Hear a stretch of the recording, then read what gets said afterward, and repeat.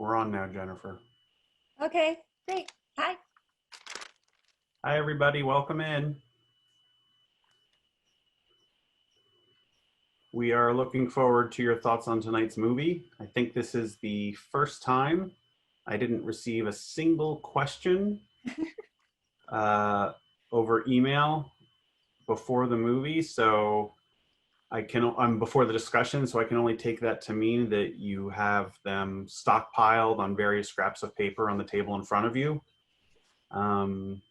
Or Jennifer and I are going to be doing a lot more talking than anybody wants.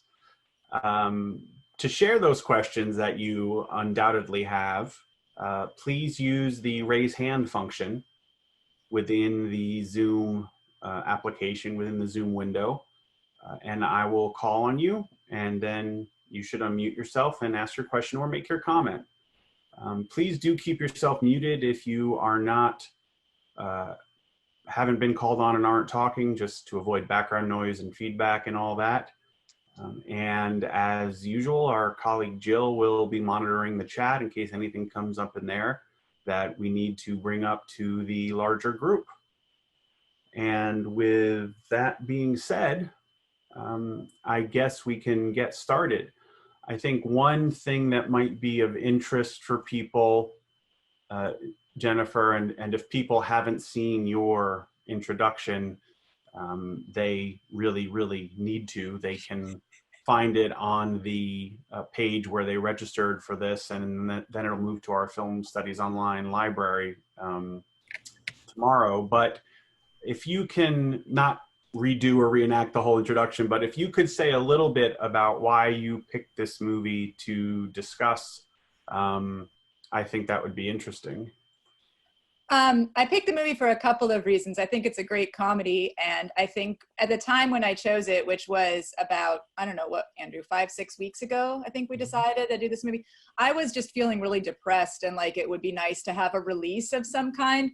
So when I dressed up in ridiculous costumes and borrowed my husband's face and made the introduction, it's just because I felt like myself a little bit like the characters in the movie, that dressing up as somebody who wasn't me and putting on a show transported me in a way for a minute from the kind of world where I was stuck in my house and really down. So that's one reason why I chose it. But also June is Pride Month, and I felt like this movie, although the characters are not overtly gay or asserting themselves necessarily as transgender, there's a resonance of this film as a queer text that a lot of people have attached to. And so I thought that would be nice as well. So those were the reasons I chose it. Well, I think those are both great reasons. And I would just say, as someone who obviously does a lot of film discussions, comedies tend not to make too much of an appearance because they often don't seem to have sort of more substantive things either in theme and content or in technique or form to discuss. But I think you've certainly found a film that is an exception in that regard. And we can talk about some of those things, but it looks like perhaps Richard has our first question or comment of the evening. Richard? Yeah, I understand from reading about it that the reason it was not in color was they didn't think the makeup of Tony Curtis and Jack Lemmon would show well. But it would seem that otherwise it would be good for a color presentation. And I wonder if there was any, with today's technology, that anybody had done a colorized version of it. I've never seen one. That sort of, the choice to do that sort of fell out of favor. As I'm sure you remember, Ted Turner, after he bought the MGM library, but before he started Turner Classic Movies, which I get the sense he might have started TCM to atone for colorizing Casablanca. He did it for a while with some of the films that his library, or that he purchased, the old MGM library that he purchased, and they were received horribly and they looked horrible. I have no doubt the technology exists to do it better now, but I think that there has been such a growth in the recognition of the integrity of the text and of the filmmakers, the artists, the creators' intentions, that, I mean, I'd be absolutely shocked. I think you'd see it remade in color before you would see the extant version colorized. Jennifer, do you have thoughts on that? Yeah, if you've ever seen production stills from it, you can kind of see the truth of that, that the makeup looks really cakey and yellowish on the two men when they're taken with color photography. But also there's another reason that I had heard about the film not being in color, which is that when you're making a film 30 years earlier in which a lot of the references in the movie are about gangster pictures, we're so used to seeing that footage in black and white, and the first 3 minutes of the film are silent, as if it were almost, not silent, but there's no dialogue, as if it were almost like a film from 29 or even before the beginning of sound. So that would have read really differently if that had been shot in color than if it's in black and white, and we can really think more about the references to 1929 this way, I think. That's a really good point. Liza, you have a question or comment?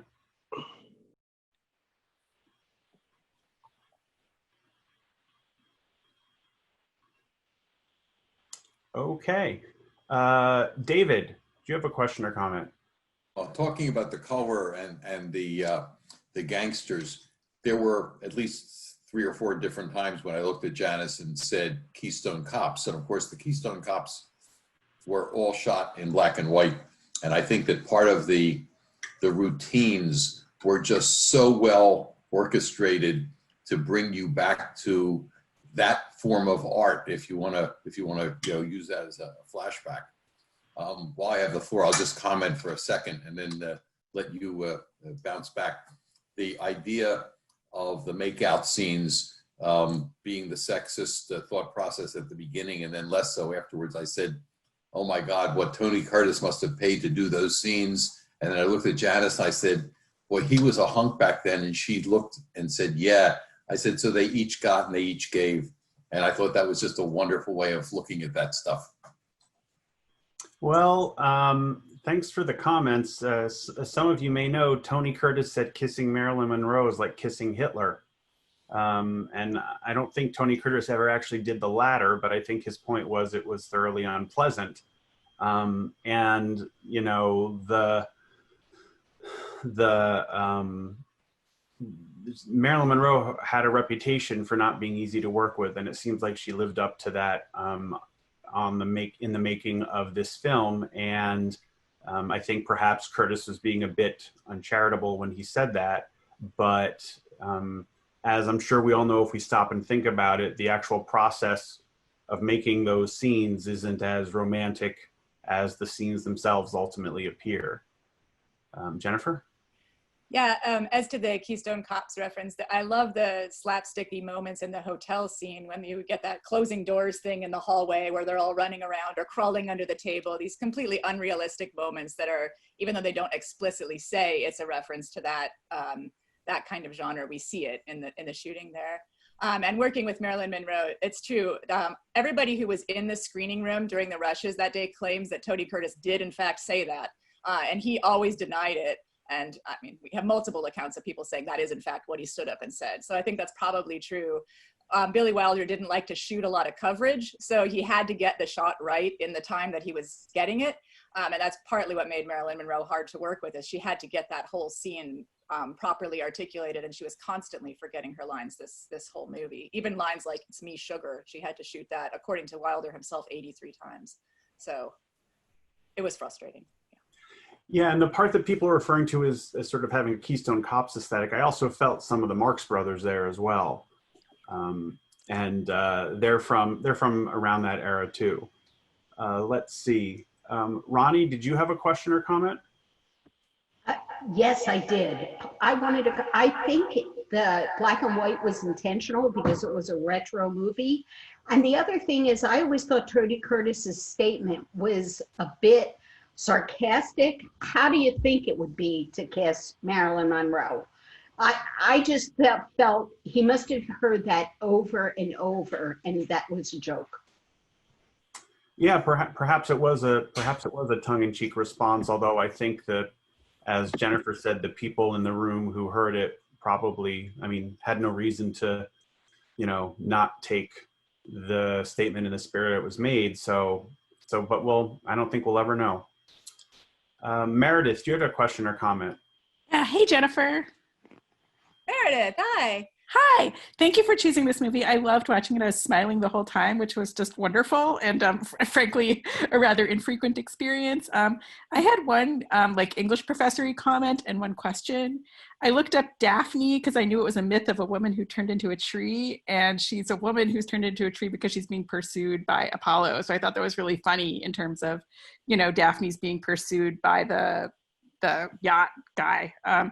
But in any case, my question had to do with class. So I was wondering if you could talk about the whole issue of sort of class passing and class impersonation, because I think that scene where Marilyn meets, you know, him impersonating Cary Grant or doing the Cary Grant thing is just really interesting how they both kind of get into this class discourse, and Marilyn is talking about Bryn Mawr and Vassar and all this kind of stuff. Yeah, it is interesting how Tony Curtis as Shell Jr. acts more sort of refined than as a pretend millionaire than Osgood does as an actual millionaire. And then, yeah, I mean, there's definitely an interesting upstairs, downstairs sort of class dynamic going on between those two couples and others as well. Jennifer. I mean, yeah, absolutely. I think the best comment about that is the Sheboygan Conservatory of Music, like that anybody would think this is a prestigious institution. Good school. Yeah. Yeah, for the good school joke, right? That's a really perfect comment. I also love that comment about Daphne. I don't know anything about that myth, but what I like very much is that the character, when he's playing Daphne, Jack Lemmon, changes from being angry that he's being pursued by elevator men and bellhops and being looked at by perhaps people on a train to absolutely embracing that role when it comes to Osgood through playing the possibility of becoming a rich person. So he changes from being fearful of the male gaze to recognizing that it's possible to be happy in this new role. It's kind of cool. Yeah, and I mean, the movie makes a lot of jokes at the expense of sort of, you know, class, for lack of a better term.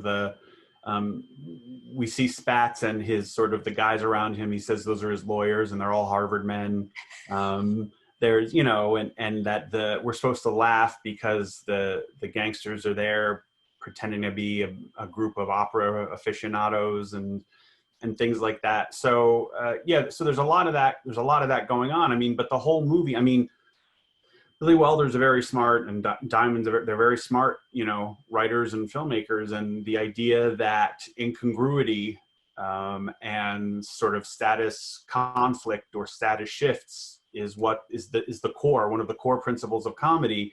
They recognize that it's at the core of the humor in Lemmon and Curtis dressing. They have been the pursuers, now they are the pursued when they are women.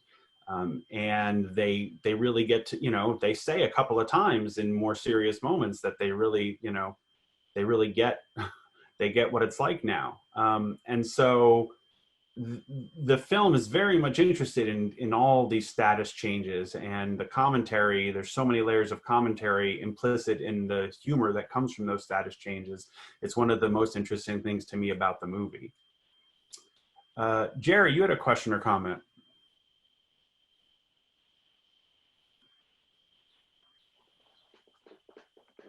I'm sorry, I was muted. I wondered if anyone heard any flack that either Curtis or Lemmon got for playing such roles in the time. 59, it was kind of avant-garde. I don't know if their careers in any way suffered, or were there any negative connotations from the press or the critics of the time? No, I mean, in fact, there was a lot of surprise about how sort of, you know, muted the criticism of the film in that regard was. People expected it to be far more than it actually turned out to be.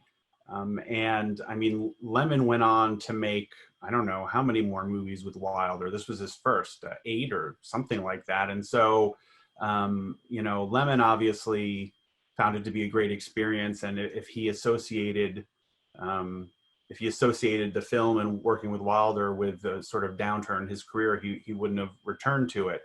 I would also say that, you know, this is one of the things that the Catholic Legion of Decency at the time objected to this film pretty strongly and wrote to the man who was the head of the code at the time, Jeffrey Sherlock. And Sherlock's response included references to things like Twelfth Night and other sort of, Shakespeare and other classical literary and stage works where cross-dressing was a staple of a certain mode of performance, and that this was really no different.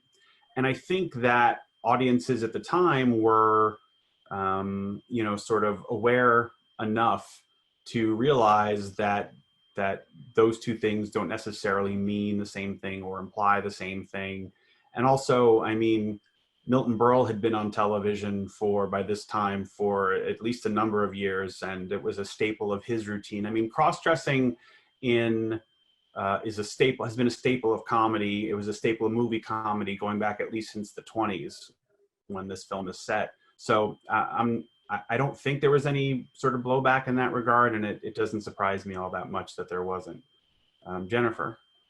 When Jack Lemmon was offered the role and told he was going to be dressed as a woman in 85% of the film, he said he took 2 seconds to decide whether that was good for his career or not, and the answer was yes, because of Billy Wilder. So he knew that he wanted to work with Wilder.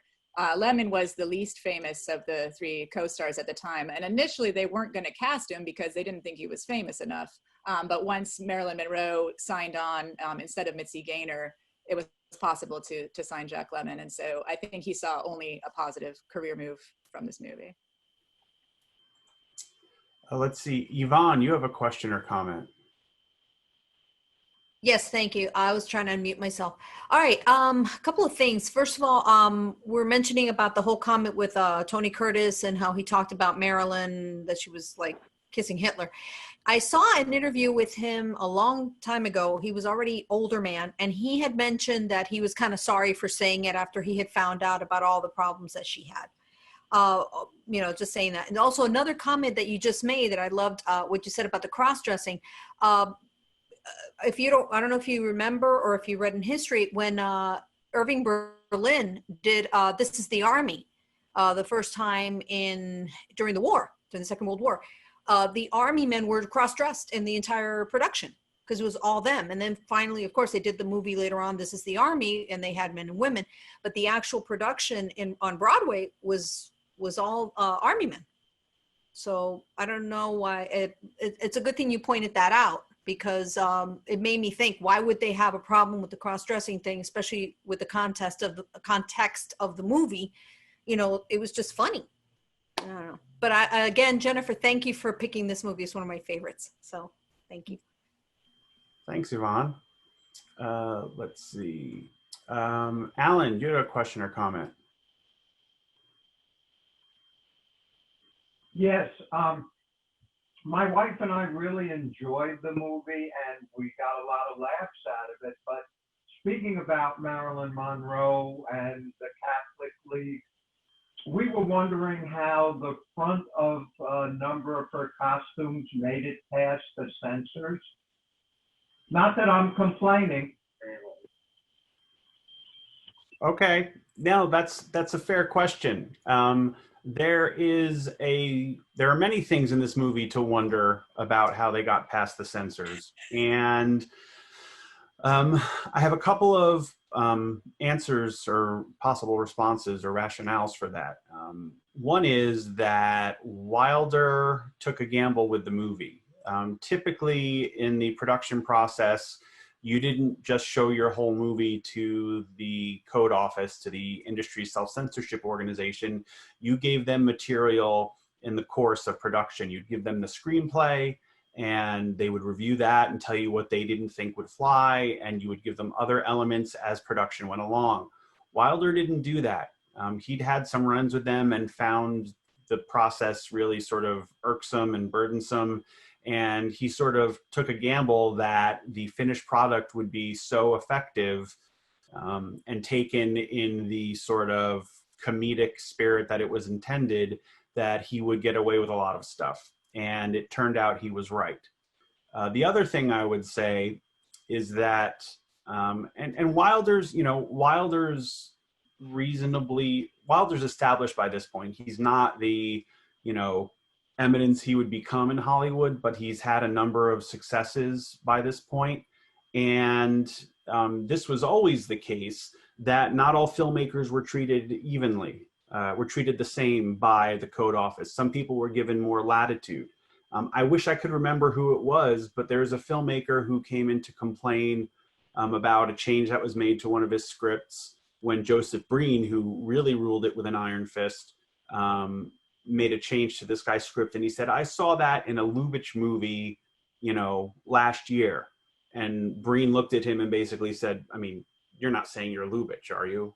I mean, because you're not, sort of thing. So there could have been a bit of latitude there for Wilder. And the last thing I will say is that by 1959, there have been a lot of sort of, you know, chips taken out of the wall of the production code. The industry is looking at television as competition. They're looking at European films, foreign cinema being shown in American theaters for the first time on any notable scale, all the sources of competition.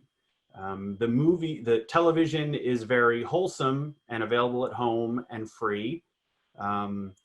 European cinema is not wholesome, at least some of the ones that would be shown and gained more popularity in the US.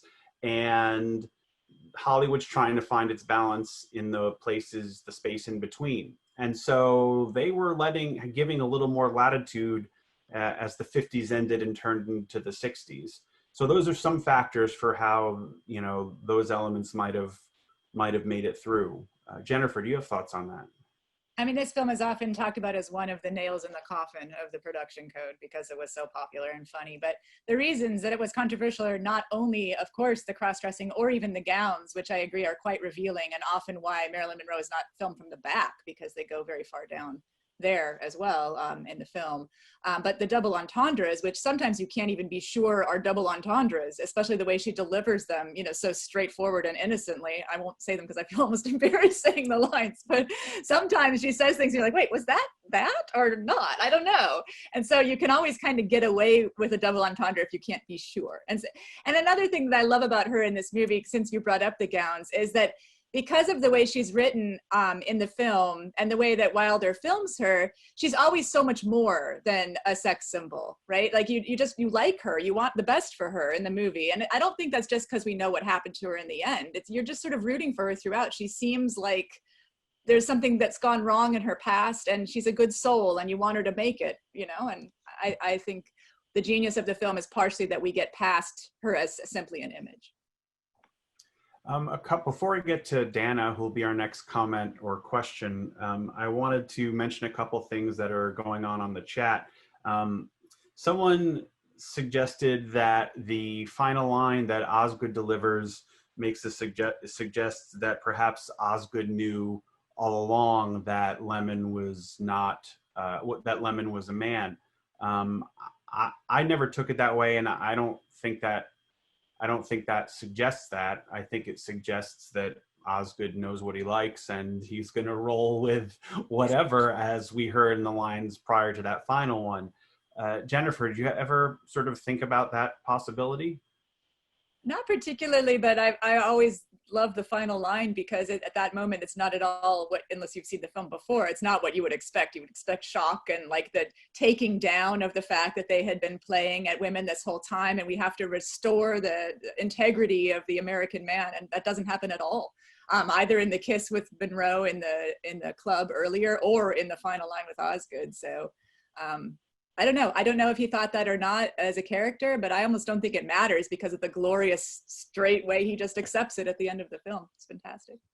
The other comment the other conversation happening on the chat was that some people said they were under the impression that Wilder was not a nice person and was very tough to work with. I am not aware of him having a particularly bad reputation among Hollywood directors. Have you heard anything like that, Jennifer? No, I think he was just very clear about what he wanted, but I had not heard about any situations of harassment or particular cruelty with him. But I don't know that much about his personal experiences, so I'm not sure. I would agree. Thanks. Dana, you had a question or comment? I do. Jennifer, your introduction was the best. And it was so helpful to watch this film this time, taking some of the things that you mentioned into consideration. The one I liked the best and what kind of pulled me through the entire film was the one you made, the comment you made about Wilder's shots in the close quarters and what that did for the comic part of the film. So I looked for that, and I agree with you. There's one you didn't mention that really did crack me up in addition, and that was when Tony Curtis was squeezed into that rattan beach chair on the beach at the Del Coronado, and he had to figure out how he was going to pull this whole thing off. So that too was close quarters for him. And when I thought about it afterwards, I thought, wow, the close quarters, the shooting of these people in close quarters is almost a metaphor for the tight spots that they were continually getting themselves into and then had to get themselves out of. And that also led me to the notion of this whole film is really about deception. How can I deceive? Who can I deceive? How can I, sex and deception. And ultimately, I actually do think, I didn't before, but I actually do think that Osgood may have been aware, because I think that there was just, I think the ultimate deception was that he knew, he perhaps knew, maybe not all along, but he got wind of it, particularly when he said to Jack Lemmon, "You're always leading," you know, when they were dancing. So I think at the end of it all, the four of them were pretty unsavory. They kind of deserved one another. And in a way, I would have loved to have been on that boat when they finally get to the yacht to hear the conversation now that they're all naked and their deceptions have gone south. I would have loved to have seen what happened then. So anyway, Jennifer, the introduction was the best. Thanks for the comments, Dana. One thing I have to disagree with a little bit is you say the four of them. I don't think Sugar Cane is deceiving anybody. I think Sugar Cane is completely, she's an open book. I think she's very direct and very straightforward about what she wants and what she's looking for. And she may be a little naive about the effect she has on people and why she has it. But I think she's the good egg of the bunch. I agree that there's a way to read the movie that the two men and Osgood for that matter, you know, sort of do things that, you know, if we stop and think about it, may be a bit too far to sort of come back from and be rehabilitated from. But I think she's a solid person, and she just, you know, she's just trying to avoid once again getting the fuzzy end of the lollipop. Jennifer, what do you think? I think it's a great comment about the tight spaces that they have to operate in and that beach chair. You're right about that. The bathroom on the train too, where she's hiding something, you know, the drink in her leg, and we see it there. And then performing, I don't know if you play an instrument, but trying to perform in a band in a train car like that is also quite a tight space, that performance and the number that she does and the dance down the aisle. So it's just full of these things. And the idea that anything that goes wrong in any of those situations will lead to discovery, whether it's the discovery that she has a flask or the discovery that these women are actually men, especially in the sleeping car party moment. Some of the women that were doing that scene said that he would often have them redo those lines for 6 hours. So can you imagine, as you watch that, and I always imagine myself crammed into a space like that, it'd just be impossible to figure out how to shoot that. So it produces an anxiety on the benefit of comedy, imagining getting caught out when we see those scenes. Yeah, it's interesting because we tend to think of sort of tension and suspense as not being elements of comedy. We think of them as belonging to other genres, but they really are, particularly in cases like this, where it's sort of mistaken identity and kind of, you know, farcical, you know, lie upon lie. There is a real tension there that is a key ingredient in the successful recipe. Well, Andrew, I'm sure you heard this story too, but there was a scene that was cut that Wilder cut after the first preview, which was a disaster of the film. And he only cut 60 seconds of the whole movie. And it was another scene on the train car where Lemmon had climbed into the berth, but in the meantime, Curtis and Monroe had switched places. And so he's on top of the other guy and reveals that he's actually a man, thinking he's revealing it to Sugar Cane. So you need to sort of keep the tension going. And that was one scene too much, he thought, so. Well, let's see. Barbara and Richard, do you have a question or comment? Thanks, Andrew. Jennifer, thanks for the introduction. I think that kind of genderqueer perspective was really fascinating. So I was really tuned into how many times the dialogue of "I'm a boy, I'm a boy, I'm a boy, I'm a girl, I'm a girl, I'm a girl" was used. I had two questions. One is, could you say something, if you know something, either you or Andrew, about the coaching for Jack Lemmon and Tony Curtis to be able to step into these roles? I mean, I was just so impressed with their ability to walk in heels, let alone run in heels.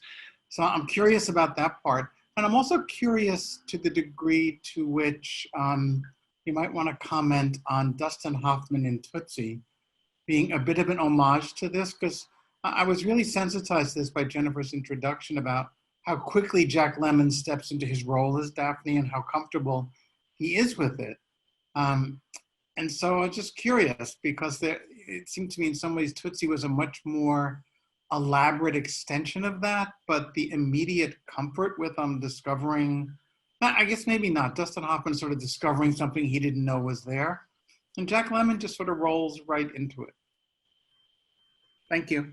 Yeah, thanks, Richard. I think that there's a little bit of a difference between, or Tootsie's a little bit of an exception because he's an actor, and it makes, to me, makes complete sense. He's not only is he an actor, he has a reputation for being a pain in the ass actor who takes things way too seriously. You know, he did a Belgian endive salad that knocked the critics on their ass for a week. So if he, the fact that he sunk his teeth into being a woman, playing a woman, I don't consider to be as much of an interesting stretch as it is for the Lemmon character. Although I will say that obviously we explore, in Tootsie you explore Hoffman's, you know, sort of changing view of what it means to be a man dating a woman after he is a woman. You explore that much more with, there's more dramatic elements to that film than there are in Some Like It Hot. I saw online that they had coaching from a performer who was a man who performed as a woman sometimes. I don't know much about that, but that was an element that I think probably helped with that. But I also think there's probably practice. Jennifer, your thoughts on those comments? I read that too, that there was a female impersonator who coached them a bit, but that Jack Lemmon didn't really like that coaching because he wanted to look like a man playing a woman kind of badly. And from the stories that he tells about the making of this movie, he seems to have embraced playing a woman as much as his character embraced playing Daphne. So it's kind of cool. As for the Tootsie comment, Billy Wilder was really mad about Tootsie because folks kept saying at the time, wow, this is amazing. We didn't have to see the whole transformation into a woman. We just cut straight, and then here walking down the street is Tootsie. And he was saying, I did that in 1959. It was the same thing. Like, we don't see the two men make themselves up as when we just cut to the train station and there they come down the platform. So yes, I think the reference is absolutely appropriate. I like this one better, but. Let's see. William, do you have a question or comment? Yeah, I have a comment. So what I find interesting is, like, for as radical as this film is, it's sort of a culmination of Wilder's musings on gender that he's been doing since like 39. He helped write Ninotchka, which has like a very mannish type woman. And then Sunset Boulevard is quite blurring when it comes to gender lines, with William Holden's character being essentially Norma Desmond's mistress. So it sort of flips the usual gender conventions. So I just find it interesting how this is like Wilder's ultimate expression of the fluid line between genders. Yeah, no, that's a really great point. I mean, something that Wilder did sort of in terms of film form or technique, and you see it in this movie, is he loved to play with genre, and he does it throughout his career, both making movies in so many different genres, but also combining genre elements within the same film, as this one does, I think, quite a bit, and as Jennifer mentioned in her introduction. But the other thing he is interested in also is sort of, you know, not taking gender roles kind of as they come, and challenging them, and in some cases reversing them, and they're reversed more subtly in both Sunset Boulevard than they are in this film. But I think that's something he's interested in. And it's always interesting to me that, you know, you know, even I would throw Double Indemnity in there. I mean, that's a film that's very interested in gender as well. It uses the film noir sort of tropes to have its conversation, but it's definitely having a conversation on that topic. And I always find it so interesting that it tends to be, not always, but it tends to be foreign-born filmmakers who often have the most incisive critiques of American culture. Wilder having been born in Austria, I believe, before coming to the US via Paris. So I think he's a keen observer of American culture, and this is one way in which he certainly is. Jennifer. I think it's a brilliant comment to trace it to those two films, because in Anatchka, of course, when we watch that movie, you want Garbo to be softened. We're on the side of making her more womanly, even as she's quite cool in her hardcore masculine ways at the beginning of the movie. We cheer when she becomes involved in a romance. And then Sunset Boulevard, as great as Norma Desmond is, it's still grotesque. That's the appearance that we're getting, for her to want a younger man, and for her to not understand her fading beauty. And here it becomes okay. We don't have to correct those faults anymore. So I think that William is absolutely right. We've come to a culmination in which the kind of hard-edged satire that exists in those two movies, the cynicism of Wilder, is depleted in a glorious last line. Yeah, that's really well said. Gene, you had a question or comment. Yes, hi, can you hear me okay? Yep. Yep. Can you hear me? Yes. Okay, sorry. Real quick, you reminded me when you're talking about Wilder's behavior on the set. I actually had a really interesting encounter with him once when I lived in LA in the early 90s. Of all places, I was at a traffic light and he pulled up right next to me in his white convertible, and I knew it was him because of the trademark hat, and he actually had his monogram on the door. And he must have been in a good mood that day because we had a couple quick, nice words. But anyway, my question, it's a trivial one, but I just can't come up with the answer. Marilyn sings the song, I Want to Be Loved by You. That's not the first time that's been used in a movie, right? Didn't Betty Boop sing it, or hasn't it been used before? Jennifer actually makes reference to this in her introduction. So Jennifer, take it away. It's a song from 1928 that Helen Kane used to sing, who was the inspiration for Betty Boop. So you're right to connect it to the image of Betty Boop and her sound. Yeah, and I think it's really interesting. This is a film in the 1950s that relies pretty strongly on sort of popular cultural knowledge of the 1920s. And there's another film that came out earlier in the decade that does the same thing, which is Singin' in the Rain. And it's so interesting to me that at this time, when Hollywood is sort of facing challenges from, as I said, foreign cinema and from television, that they're looking back to this other era of challenge, whether it was the Depression or more likely the changing to sound. And so I always find it sort of interesting. There was like a, you know, when there's a moment, there's a cycle of films in a particular decade that sort of goes back to another decade that doesn't automatically sort of seem to, you know, be a natural selection. It happens in fashion a lot, like why are the 70s coming back today sort of thing. But I think it's interesting here that's what's going on. And of course, part of the reason, or part of the benefit of that, I should say, is the ability to use these songs that, you know, are in studio or record company libraries, and to not have to compose original music, music that at the time, I don't think anyone might have necessarily said they'd never heard before, was brand new, but that they certainly wouldn't have been hearing a lot of lately.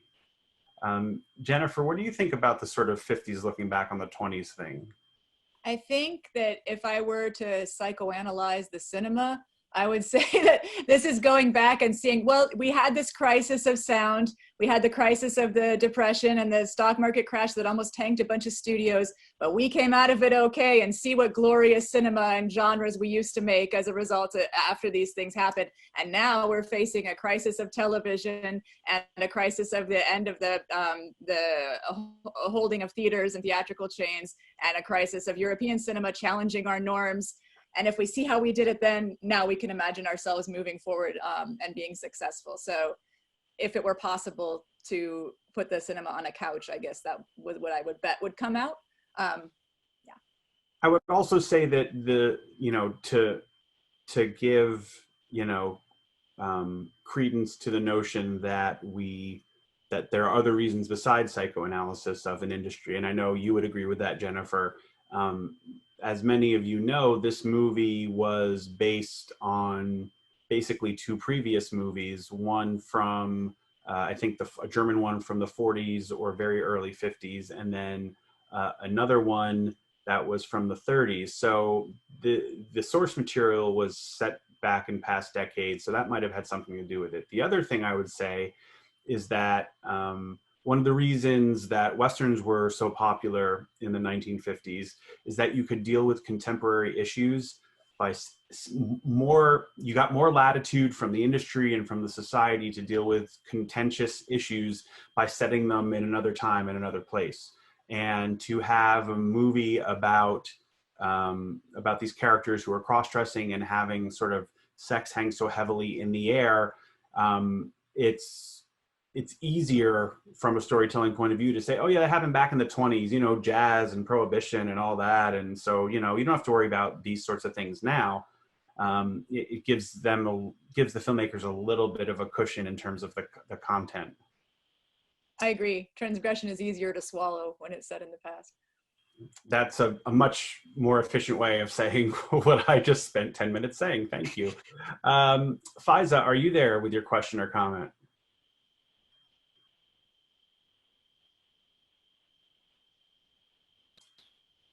Okay.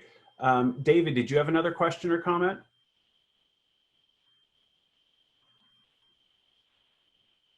I am just striking out. Meredith, did you have another question or comment? I did. Great. I just started thinking a lot after the person made this point about the rattan chair and the straight and narrowness of it. And I was thinking a lot about that scene when Marilyn is like, are my seams straight? And the guys are like, oh, they are. But I feel like this kind of goes back to the gender queerness of the whole movie.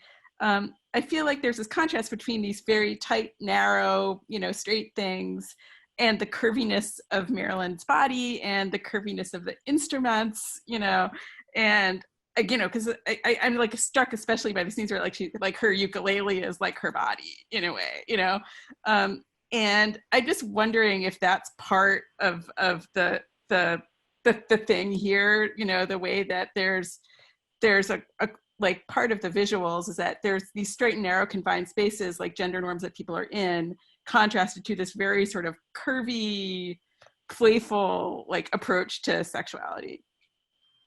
Right, and that's a good observation. And of course, those sort of different basic kinds of shapes are associated very much with gender. I mean, right, the sort of convention of women being soft and curvy and rounded, and men being, hard and straight and angular and all that stuff, the angular jaw and everything.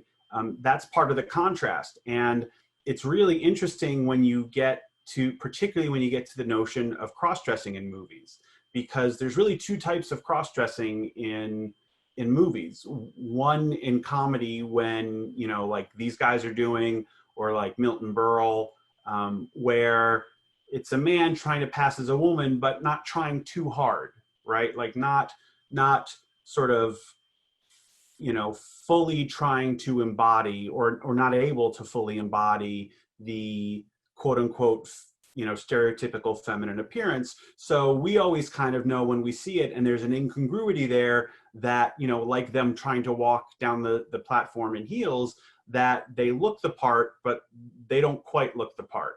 The other thing you have is when you have sort of performers like Fatty Arbuckle and others who, because of their physicality, are already embody that softness and that curviness. And then things get a little even more transgressive because they are somehow, or Chris Farley, they're somehow even more visually convincing as the woman, and the incongruity isn't as stark as it was. And so there's definitely a contrast, and this film, for obvious reasons and less obvious reasons, highlights Marilyn's curves and those of her instrument as well.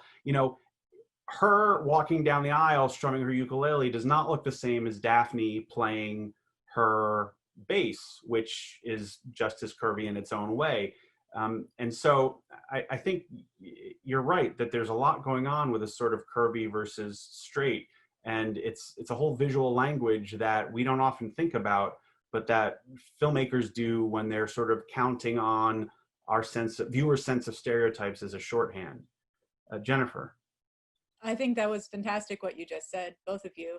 And I think that I just wanted to amplify Meredith's point in the comments as well about the gender enforcing spaces that happen in the tight spaces. She mentioned the rattan chair. And if you think about the train car too, the party that they're having is a very girly kind of event that's going on in that bunk.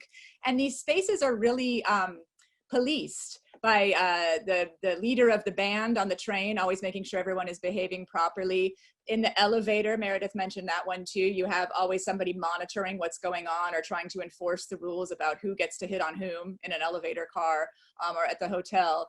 And then we have the difference between the train and the boat, in which there's just freedom and open sea, and we don't know what's going to happen after the last line, in which the possibilities for policing gender break down, in part of because of how he's shooting the space. So that was a great comment, I thought Meredith made.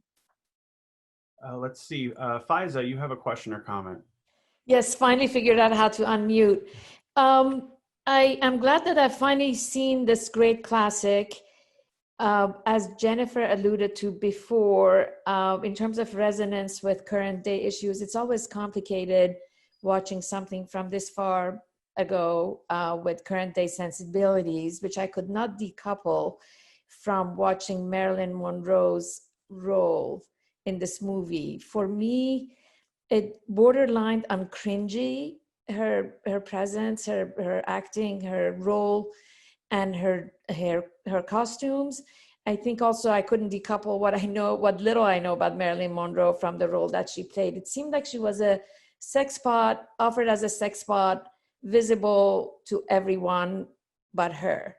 And I don't know, that somehow, there was something odd and uncomfortable about that for me, because I think in current day cinema, even if we have a movie like The Hustler about a call girl, there's some sense of empowerment within her. But Marilyn Monroe just seemed exploited in this one. And I think that was uncomfortable for me. Jennifer, do you have thoughts on that? Yeah, I have always felt that it's a strange disconnect between the way that Jack Lemmon comments that he's being looked at and that we're having an understanding of how women are seen and objectified. And then that it's true that the camera does the same thing to Marilyn Monroe, that the film is critiquing men of doing to women, and the realization that men are having throughout the film as how they see women and treat women. Some folks have suggested that there's a shift that happens with her character, in that she used to be mistreated by saxophone players, and now she takes the reins in terms of sex and the seduction scene with Tony Curtis. Of course, he's tricking her in that scene, so there's that. But if we wanted to find a small moment of redemption, I guess that could be it. Okay. But there too, she's selling herself essentially, because she thinks he's a millionaire and she's going to do what it takes to get on his good side, I guess. And also her costumes were, I mean, she was practically half naked or almost entirely naked, gratuitously, it seemed. You're not wrong. Yeah, that's true. Yeah, I don't know if this makes things better or worse, but she earned a record sum of money for being in the film. She was promised and received, I think, 10% of the gross. She ended up making $4 million, which in 1959, well, forget that. Today it's real money. In 1959, it was really a lot of money. And so, you know, I mean, Hollywood is replete with performers, mostly women, unfortunately, or people of color who are sort of, you know, given a very narrow berth in terms of who and what they can play and be. And I guess everyone makes a choice whether to accept that or not. And for a time, at least she did, but it could have something to do with why she was, you know, sort of known to be so troubled. Alan, did you have another question or comment? No. Oh, yes. No. Okay. Richard, did you have another question or comment? No. Okay. Well, David, do you have another question or comment? Well, now I do. We were talking about some of the fight scenes, and I was so enamored with that one scene where she's singing in the ballroom, and the camera's sort of way off, and you get a big view. But the lighting was just so magnificent, not like a spotlight on her, yet a glow around her. And that was one of the fewer real wide scenes in the movie. And he really just changed the whole way of lighting from every other scene, at least the way I was looking. And if you want to take the last couple minutes and just talk about the lighting as it changed back and forth, I thought it was pretty interesting. Thanks, David. The movie was shot by Charles Lang Jr. He was nominated for an Oscar for his work, and he had quite a storied career. He shot She Done Him Wrong, the Mae West film. So he had some experience filming blonde bombshells and filming musical performances. And I think that, you know, if I'm thinking correctly of the scene that you're referencing, you know, the light there is very, very important because it sort of, you know, shows and hides various parts of her scandalous outfit at different times. But you're right, that is one of the few wider shots. I mean, she shot fairly wide, even though the scene is crowded when she performs the ukulele song in the train car. And I think part of this is the same reason that we would tend to see Gene Kelly in, you know, lots of wide shots, and we would, you know, Fred Astaire, et cetera, as there's a performer, and when their physicality is part of the performance, the movie's going to show that. Jennifer. I think this is a really interesting point because, of course, on the train car, even though we do get to see her whole body, she's dressed in black and there's a lot of darkness around her with the seats and the other characters and the instruments. But in the ballroom, in addition to just making her look very beautiful, it's a moment where we get to really feel what she's feeling. She feels abandoned again. She feels quite hopeless. There's not really any future for her. And so with the light around her at that moment, you kind of get a sense of her character and what she might be feeling in a way that we could have disregarded through the rest of the film when she was just scheming, trying to get a rich man, right? Richard, did you have another question? Yes, Andrew. Jennifer alluded to this in the beginning, in the introduction. Could you say a little bit about the Cary Grant impersonation? Was there something in the backstory here, the relationship between Wilder and Grant? I mean, I get that it was a very identifiable intonation or inflection, so you know the theater-going audience would get it right away. But it's just like one of the great lines of the movie when Jack Lemmon says, "Nobody talks like that." That is a good line. Jennifer, did you have anything to add about that? I saw an interview with Tony Curtis where he claims that he came up with it. And he said that he could have just spoken like himself in that moment because, of course, Sugarcane didn't know him as a man anyway, and he had been using this high-pitched voice, which was actually dubbed by someone else in the film regardless. But he thought that that would add something to the picture. And if you think of the film's references to other films, I think it adds a lot because, of course, the debonair and the class status of Cary Grant immediately signifies to audiences the kind of man that he's supposed to be. So to do it vocally with a vocal performance, it makes that image of himself much more, I think, believable as an upper-class person. Yeah, and there are a lot of references to other movies throughout this movie, and I think that sort of plays into that milieu, you know, pretty well. We had an interesting question come up on the chat, which was the extent to which this film could be made today, how it would exist if it could exist today, and things like that. And I think one area Faiza just touched on that would be a problematic area would be the Marilyn Monroe character. I don't think that character could be written or drawn that way in a film today, and at least not be accepted on the way this movie was. Jennifer, do you have any thoughts on how this film would come out today?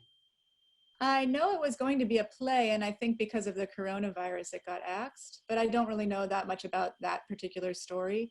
I don't know, are we really that much over objectifying women? I kind of feel like we still do that quite a lot. So I'm not sure what would really have to change, to be honest. No, I think we obviously the movies do, but I think that movies at least make a pretense at a woman not only wanting a rich man, right? That there would be some other element of her beyond her simply being interested in a man who could provide for her. I think they would at least sort of put a fig leaf on of her having some other ambition. Yeah, I think you're probably right. I always feel that there's such a sadness to her character with that scene in the train car where she talks about her past and how the saxophonists always leave her and how it's really not a very good band anyway, and she doesn't sing that well. She seems to want something more, and I've never quite believed when I watched the film that it's only that she wants a man. I guess I always hold out hope that there's really something else going on in what she hopes for the future. That there's a self-realization that might occur along the way, and that this was just the only path that was available to her at the time. You may be right. Yvonne, did you have another question or comment? I just wanted to ask Jennifer, what did you think about this? Because you mentioned, because when I watched the film a lot, I've watched it for a long time, and then I get to that point, I'm wondering if it's not that Sugar wants to get a rich guy, because when she says, "Oh, I want a man with glasses," they're much more gentle. And then I'm thinking, well, compared to the men that she had before that weren't gentle, maybe she subconsciously is looking for a good man and she just wants a better life. That's how I saw it, because sometimes I'm hearing, oh, she just wants to get a rich guy. I don't think that was her case. But what do you think, Jennifer, on that one? Well, as soon as Josephine comes up and kisses her on the stage or talks to her on the stage, and she's not appalled by that moment, and then willingly goes along with him at the end of the film, I think we find that you have been right. She knows he's not rich at that moment, and she goes anyway. So yeah. Good. Roseanne, you had a question or comment. Yes, I wanted to talk about the, Marilyn Monroe is such a sexual being in every movie she's in, but for me, she provided the contrast of what a woman should and could be as compared to these two guys who were trying to be women, who were cross-dressers. And I think if it weren't for Marilyn Monroe, that contrast wouldn't be, as great as it was. And I agree with the person who just spoke. I think that, and Jennifer, I think that Sugar Cane was just looking for a different life and not necessarily a rich man. The last thing I want to say is in 1959, women were encouraged to go to college to find a suitable mate. So there you have it. Okay. Thank you, Roseanne. Jennifer, did you have thoughts on the sort of the contrast that Marilyn's very visible femininity provides? No, I just think she's right. That if we had cast somebody else who hadn't been quite as obviously feminine or sexual, then it wouldn't have been the contrast wouldn't have been quite as funny. So I think that's. I would agree. William, did you have another comment or question? Jean, did you have another comment or question? Yes, hi. I wanted to make sure I heard this correctly. Jennifer, you said it kind of quickly. Did you say that Tony Curtis's female lines were later dubbed by someone else? Yeah, I mean, because he claims he couldn't hold that sound very long, that high-pitched tone, so Paul Frees dubbed his lines. He dubbed a lot of voices for Disney, Rocky, and Bullwinkle. Oh, wow. Because I know my brother just commented on something that he noticed that there was something odd about the sync of Tony Curtis's voice. So you confirmed that for me. Thank you. And William, did you have another question or comment? Yeah. What I find interesting also, going back to the Cary Grant accent, is that there were a lot of rumors, and still are, about Cary Grant possibly being gay and that he maybe wore women's underwear. So it's sort of a meta commentary on how because Tony Curtis is playing this guy sort of like the ultimate male, and yet even that has gender blurring if you're in on the joke. And I can imagine Wilder probably heard these rumors. And Curtis. That's interesting. Thank you. Yeah, that's an interesting point. I don't know how much those rumors were going around the general population in the 50s, but yeah, those rumors certainly were circulating. Okay, well, that brings us to the end of our hour and the end of our questions and comments. Thank you very much, everybody, for joining us. Jennifer, thank you so much for your wonderful introduction. If I always get a few emails after these where people say, you referenced an introduction. What introduction? If you're going to watch one introduction, watch this one. You can, if you go to our Film Studies Online library tomorrow, you will look for the Some Like It Hot entry, and you can find a link to her introduction there. And you can find it tonight, I think, on the same page where you registered for this discussion. Every Thursday in our Thursday emails, we announce a new film for you to watch. We provide a new introduction for the following Monday's discussion. So that will happen this Thursday. If you don't get our emails, please consider signing up. Go to brynmarfilm.org. We have a lot happening in our Theater 5, a lot of online offerings. We have a lot of things happening in film studies online. And if you are someone who's interested in film censorship, tomorrow at 3 o'clock, I am doing a seminar lecture about pre-code Hollywood, basically the period in Hollywood history, sort of when this movie was set. So you can go to brynmarfilm.org and look for current film studies offerings and sign up for that if you like. Otherwise, we hope to see you again. We're going to keep doing one of these a week until something dramatic changes. Hopefully that dramatic change will be that we're allowed to actually open our theater. But until then, we appreciate your interest. We appreciate your support. If you like what we're doing, please consider making a donation at brynmarfilm.org. And please join me in thanking in the chat or just by clapping in your house, Jennifer Fleeger, for joining us. Thank you, Jennifer. Thank you for having me. It was good fun. Great. And I hope we'll see you again soon. Take care. Bye. Bye. Bye, everybody. Thanks so much.